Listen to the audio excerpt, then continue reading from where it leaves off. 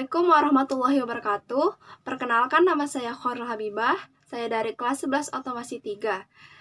Saya akan menyimpulkan resum hasil pembelajaran hari ini dalam pelajaran Produk Kreatif dan Kewirausahaan atau PKK.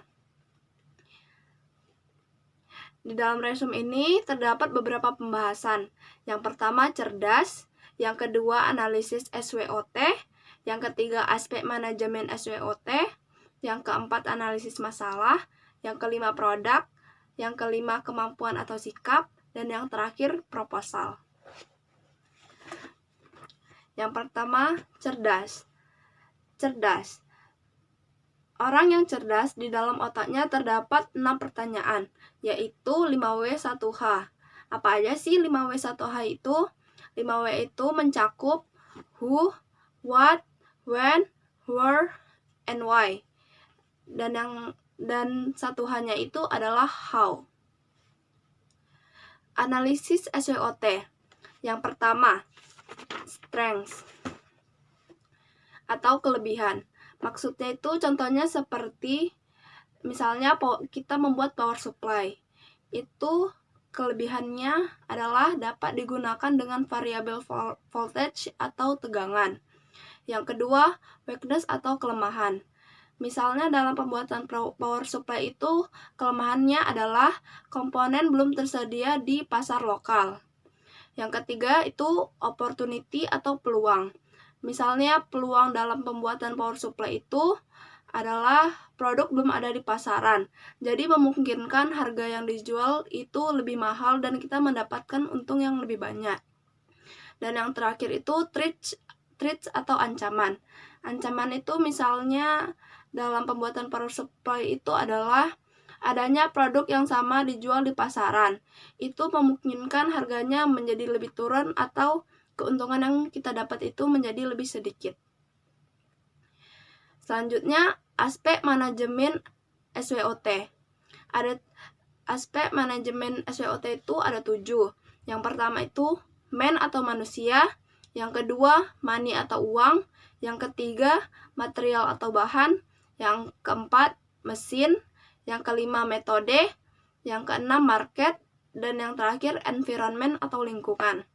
Nah, yang 1-5 ini adalah internal, yang terdapat dalam strengths dan weakness. Dan yang ke-6-7 ini adalah eksternal, yang termasuk dalam opportunity dan threats. Selanjutnya, analisis masalah. Yang pertama itu teknik fishbone. Yang kedua, analisis masalah dengan SWOT. Yang ketiga, teknik FMEA. Produk itu umumnya ada 2. Yang pertama dibuat dengan prototype atau dummy atau sampling. Yang kedua, massal atau siap jual atau jumlah besar.